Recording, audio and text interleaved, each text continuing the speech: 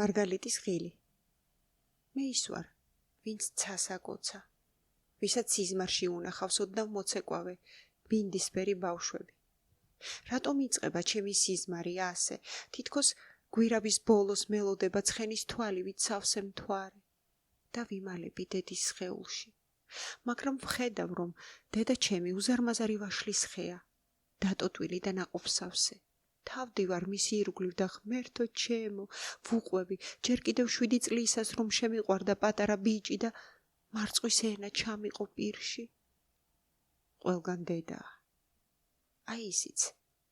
ისევ გამოჩნდა წარსულის ბინჩი, ნუტრის ბეწვით და მარგალიტის ღილიანი ანგორას ჯემბრით. სახლში ბრუნდება. მე და ჩემი და ქუჩაშივე ვეგებებით. ჩვენი თავები ნისლში, ბაბუას ვერასავით სათუთია და გამჭვირვალე.